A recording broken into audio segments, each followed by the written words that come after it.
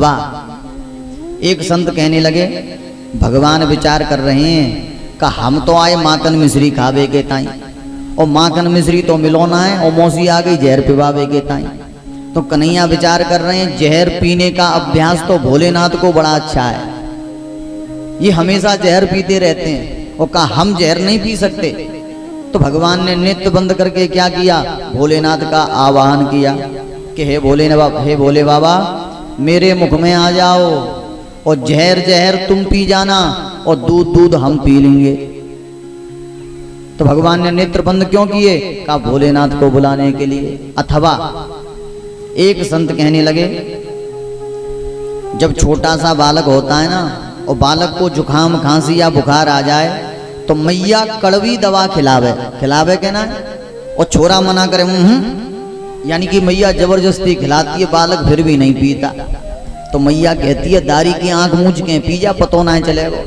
तो भगवान विचार कर रहे हैं कि जहर से कड़वा कुछ नहीं होता, हम आंख खोल के पिएंगे तो कड़वाहट महसूस होगी।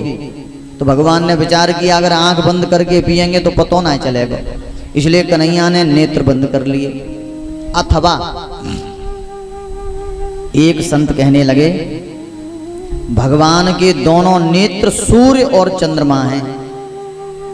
तो सूर्य ने विचार किया कि अगर ये पापनी मरेगी तो सीधे मेरे लोक में आएगी, और काम मैं इस पापनी को अपने लोक में नहीं बुला सकता।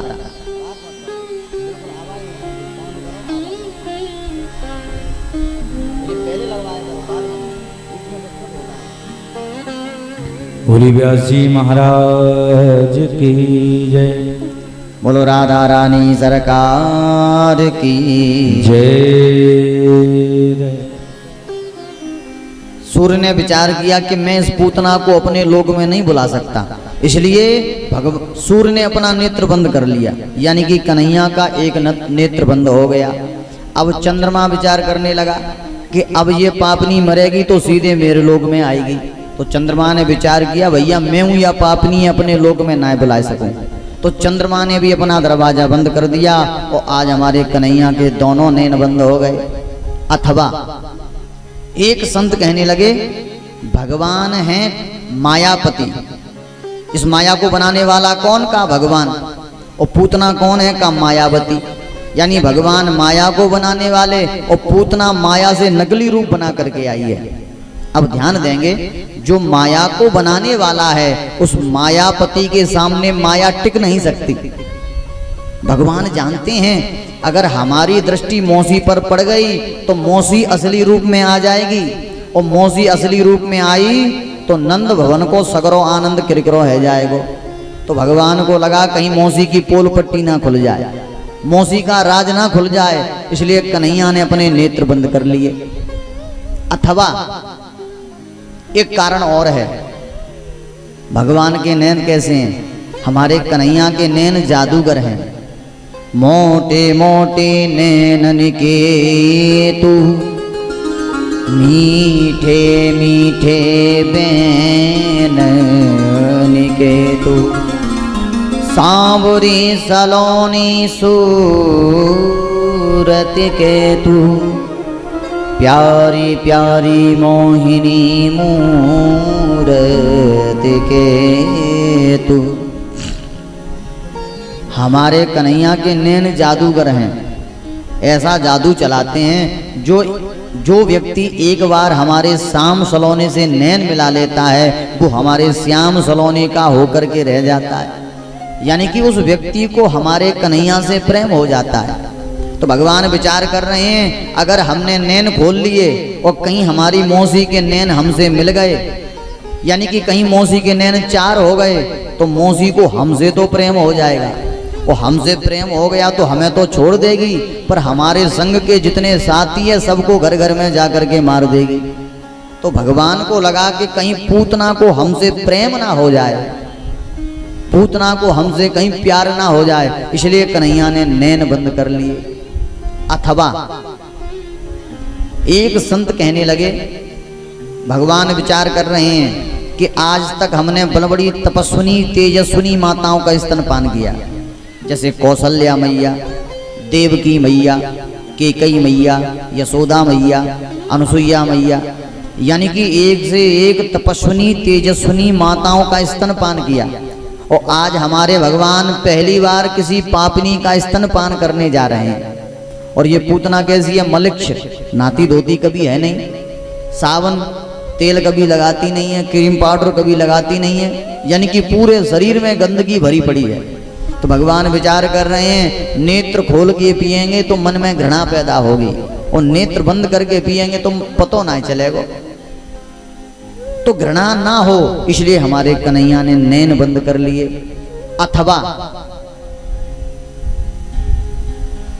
भगवान दुनिया को बताना चाहते हैं कि देखना उसे चाहिए जो देखने का पात्र हो। हमने आपको बताया था ना, भद्रम कर्णेभिः शृणुयाम देवा भद्रम पश्ये माक्षा विरजतराः अक्षभिः भद्रम पश्ये। इन आंखों से हमेशा अच्छा देखना चाहिए, बुरा नहीं देखना चाहिए। अक्षभिः भद्रम पश्ये, अच्छा देखो। देखो, ज्यादातर हमारे चित्त और मन में असर दो इंद्रियों का होता है। कौन कौन सी? एक कानों का और एक आंखों का। इन दोनों इंद्रियों के कारण हमारा चित्त विषैला बन जाता है। अगर इन दोनों इंद्रियों पर आप कंट्रोल कर लोगे तो चित्त में कभी विकार नहीं आएंगे। अच्छा, एक बात और है, जिन कारणों से व्यक्ति बिगड़ता है उन्हीं कारणों से व्यक्ति सुधरता भी है। तो देखिए, जिस प्रकार कान और आंख के माध्यम से हमारा चित्त विषैला बनता है, उसी प्रकार इन्हीं कान और इन्हीं आंख के माध्यम से हमारा चित्त भी शुद्ध हो जाता है। देखिए, आंख और कान से, आंख से बुरा देखोगे तो चित्त में विकार आएंगे, कान से बुरा सुनोगे तो चित्त में विकार आएंगे। और इन्हीं आंख और कान से जब हम अच्छा देखेंगे, अच्छा सुनेंगे, तो यही कान और आंख हमारे चित्त को पवित्र बना देंगे। यही आंख और कान इस चित्त को भगवान से मिला देंगे। इसलिए हमेशा भद्रम पश्ये, अच्छा देखो। देखिए, जिस प्रकार कन्हैया के जीवन में पूतना आई, उसी प्रकार राम जी के जीवन में एक देवी जी आई, जिनका नाम क्या है? का श्रीमती सूपनका देवी। शादीशुदा, इसके पति को रावण ने मार दिया, विधवा है, और राम जी को देख करके मोहित हो गई, सुंदर रूप बनाया, और राम जी के पास आकर के क्या कह रही है? तुम सम पुरुष नमो समनारी, तुम सम पुरुष नमो समनारी, तुम सम पुरुष नमो समनारी, तुम सम पुरुष नमो समनारी, तुम सम पुरुष नमो समनारी, तुम सम पुरुष नमो समनारी। ये विधि रचा संयोग विचारी, ये संयोग विधि रचा विचारी, तुम सम पुरुष नमो समनारी, तुम सम पुरुष नमो, तुम सम पुरुष नमो, तुम सम पुरुष नमो समनारी। तो देखिए, सूपनखा ने बड़ा सुंदर रूप बनाया, राम जी के सामने आ गई। अच्छा, सूपनखा को सूपनखा क्यों कहते हैं? इसका नाम सूपनखा क्यों पड़ा? सूपनखा का अर्थ क्या है? तो विद्वान बताते हैं, जिसके नाखून हो सूप के जैसे। सूपा तो माताएं सभी जानती होंगी, हैं? क्योंकि गांव में तो भैया जगह जगह सूपा मिल जाते हैं। तो का जिसके सूप के समान नाखून हो उसे कहते हैं सूपनखा। और आजकल भी भैया सूपनखा की भतीजियों की कमी नहीं है, घर घर में भैया भतीजी बैठी है। आजकल एक फैशन चल गया है इतने बड़े बड़े नाखून रखने का, है? पता है, जो ज्यादा बड़े नाखून रखता है वो सूपनखा की भतीजी कहा जाता है। इसलिए ज्यादा बड़े नाखून नहीं रखना चाहिए। पर आजकल माताओं बहनों को बड़ा शौक हो गया नाखून रखने का। अच्छा ध्यान देंगे, शूर्पणखा राम जी के पास आई। अब देखिए, कोई व्यक्ति हमसे बात करता है तो बताइए हम उसे देखते हैं कि नहीं देखते हैं। अब शूर्पणखा राम जी से बात कर रही है, पर हमारे राम जी ने एक भी बार शूर्पणखा को नहीं देखा। क्यों? राम जी भी यही संदेश दुनिया को देना चाहते हैं कि देखना उसे चाहिए जो देखने का पात्र हो। अच्छा, राम जी ने किसे देखा? तो राम जी के वामांग में विराजमान भगवती जानकी, उनको देखा। और हमारे गोस्वामी बाबा ने लिख दिया, सीताएं चेताएं कहीं प्रभु बाता, सीताएं चिताएं कहीं प्रभु बाता, सीताएं चिताएं कहीं प्रभु बाता। यही कुमार मोर लगो भ्राता, ये कुमार मोर लगो भ्राता, यही कुमार मोर लगो भ्राता, सीतः चितः ही प्रभु बाता, कहीं प्रभु बाता, कहीं प्रभु बाता। यानी कि हमारे भगवान राम जी ने शूर्पणखा को एक भी बार नहीं देखा। और वैसे भी हमारे राम जी तो मर्यादा पुरुषोत्तम हैं, पराम दाराम। हमारे राम जी कभी पर स्त्री को आंख उठा करके नहीं देखते। देखिए, राम जी ने अपने जीवन में कभी पर स्त्री को नहीं देखा, पर देखिए एक बार देख लिया। राम जी जब सबरी के पास गए तो सबरी से क्या कहा? हे गजगामिनी, हे भामिनी, हे सुंदरी। बताइए, बुढ़िया को देख करके कितने सुंदर सुंदर संबोधन कर रहे हैं हमारे राम जी। क्योंकि भगवान ऊपर की सुंदरता को नहीं देखते, हमारे बिहारी जी अंदर की सुंदरता को देखते हैं। हम लोग पता क्या देखते हैं? चेहरे की सुंदरता को। हम लोग बाहर की सुंदरता को देखते हैं, और हमारे राम जी तो हृदय में विराजमान हैं, इसलिए उन्हें बाहर की सुंदरता नहीं चाहिए, उन्हें तो हृदय की सुंदरता चाहिए। देखिए, शूर्पणखा ने क्या किया? नकली रूप बनाया, तो भगवान ने उसके चेहरे की सुंदरता नहीं देखी, एक भी बार दृष्टि नहीं डाली। पर लेकिन सबरी वृद्ध है, बूढ़ी अम्मा है, पर भगवान ने उसके हृदय को सुंदर देखा, तो हमारे राम जी तारीफ कर रहे हैं, हे गजगामिनी, हे भामिनी, हे सुंदरी। क्योंकि हमारे राम सरकार हमेशा व्यक्ति के अंदर कितनी सुंदरता है उसे देखते हैं। अच्छा, एक बात ध्यान देने वाली, आज हमारे राम जी ने शूर्पणखा से क्या कहा? यही कुमार मोर लगो भ्राता। कहा हम कुंवारी नहीं है, पर ये कुंवारी। अच्छा, एक बात और ध्यान देंगे, शूर्पणखा ने राम जी से एक बात कही, तुम मन माना कछु तुम ही निहारी। कब? वैसे मैंने पूरी दुनिया में सुंदर देखा, पर तुम्हारे समान सुंदर और मेरी समान सुंदरी पूरी दुनिया में दूसरी नहीं है। पर कहा, हे राम जी, वैसे तो आप भी थोड़े थोड़े काले हो, ज्यादा सुंदर तो आप भी नहीं हो, पर आपसे काम चल जाएगा। राम जी को बड़ी हंसी आई। ये देवी जी कहाँ की आई कि भैया हमें ही फेल कर दिया है? पूरी दुनिया हमारी एक झलक पाने के लिए तरसती है, और ये देवी जी हमें भी फेल कर रही हैं। आज देखिए, राम जी ने भगवती जानकी को देखा। अब कन्हैया विचार करने लगे। देखो, राम जी के बगल में तो जानकी जी थी, तो राम जी ने जानकी को देख लिया, पर कन्हैया तो अकेले हैं, अभी तो जन्म ही हुआ है। तो भगवान विचार कर रहे हैं, हमारे बगल में कोई है ही नहीं, इसलिए सबसे सुंदर बात है, जब कोई देखने का पात्र ना हो तो अपने नेत्र ही बंद करना अच्छी बात है। देखिए, या तो कोई पात्र हो तो उसे देखिए, पर भूल कर भी कुपात्र पर दृष्टि नहीं डालनी चाहिए। ये हमारे कन्हैया ने पूरी दुनिया को संदेश दिया। अगर भूल कर भी आपने कुपात्र को देख लिया तो वो कुपात्र आपके मन और चित्त को विषैला बना देगा। इसलिए हमारे कन्हैया ने कहा, जब कोई देखने लायक नहीं है तो भैया सुंदर सी बात है कि नैन बंद कर दो। किसी को देखना ही ना अच्छा है। भले ही किसी को मत देखो, पर लेकिन बुरे को कभी मत देखो। बोल वृंदावन बिहारी लाल की जय।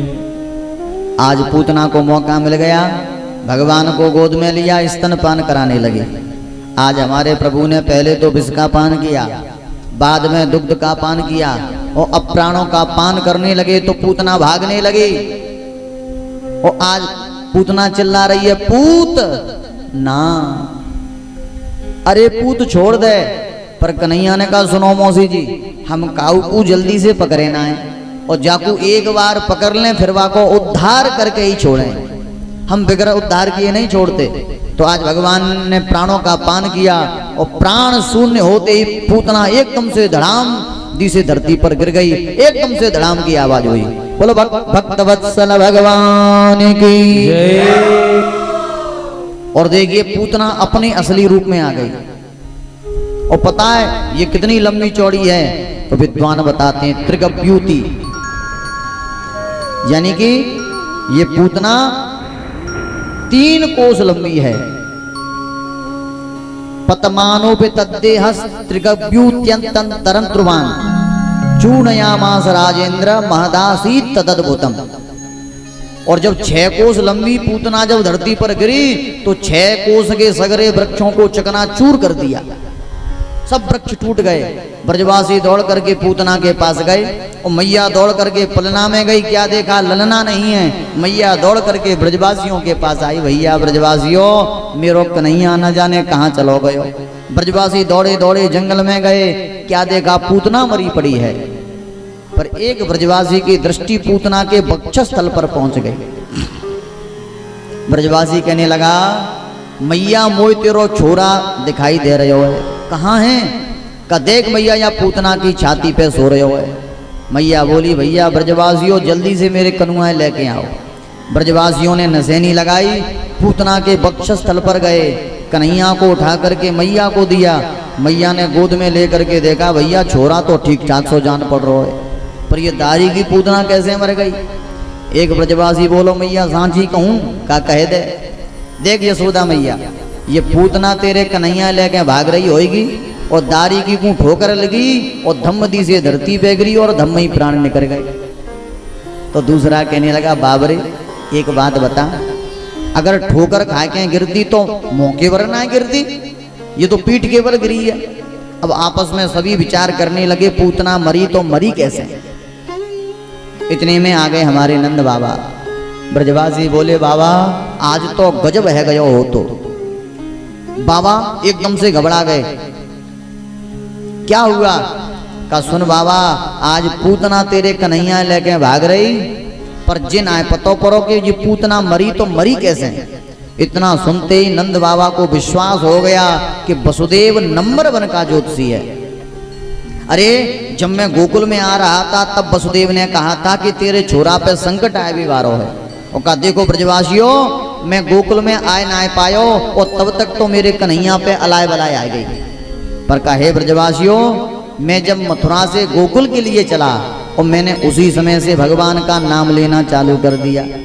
तो ब्रजवासियों मोकू पतो है, मेरे नारायण प्रभु ने या पूतना को मार दियो और मेरे कन्हैया की रक्षा कर ली, यानी भगवान की रक्षा भगवान के ही नाम से हो रही है। अब ध्यान देंगे, हमारी यशोदा मैया कन्हैया को सीधा गौशाला में ले गई और गाय के मूत्र और गाय के गोबर से स्नान कराया और गाय की पूंछ से यशोदा मैया ने झाड़ा लगाया और बाद में मैया ने कन्हैया के माथे से गाय के खुर की रज को लगाया। क्यों लगाया? देखिए शास्त्र कहते हैं गाय के शरीर में एक नहीं 33 कोटि देवताओं का वास है और जिस घर में गाय रहती है उस घर में कभी आधा वादा परेशानी, हारी, बीमारी, भूत प्रेत, डांकनी, सांकनी, पिशाचनी ये उस घर में कभी प्रवेश नहीं करते। इसलिए गाय को हमेशा घर में पालना चाहिए। पर आजकल के लोग बड़े स्वार्थी हो गए, जब तक दूध देगी तब तक तो गैया घर में रहेगी, खूब सेवा करेंगे गाय की, और जैसे ही दूध देना बंद किया सोई गाय को घर से भगा दिया। यानी कि इन मानवों से बुरा संसार में कोई दूसरा नहीं हो सकता। भगवान ने बुद्धि दी पर इस मानव ने बुद्धि का कभी सदुपयोग नहीं किया। देखो जीव कभी गद्दारी नहीं करता, पर ये मानव हर किसी के साथ गद्दारी कर रहा है। देखिए, पाप किसे लगता है? जो जान करके छल करे। अनजाने में गलती हो जाए भगवान क्षमा कर देते हैं, पर भगवान ने हर व्यक्ति को बुद्धि दी है और फिर भी ये मानव जानबूझ करके, जीव हो चाहे इंसान हो, हर व्यक्ति के साथ छल कर रहा है। अब बताइए कैसे होगा कल्याण? नहीं हो सकता। अच्छा एक बात बताएं, पहले की माताएं सुबह जगते ही अपने दरवाजे पर गाय का गोबर लीपन करती थी, दहली को लीपती थी। क्यों? क्योंकि गाय के गोबर में लक्ष्मी का वास है। देखिए, एक बार की बात, ब्रह्मा जी ने सभी देवताओं को बुलाया और उस सभा में एक निर्णय लिया गया कि कोई तो शंकर जी की पूजा करता है, कोई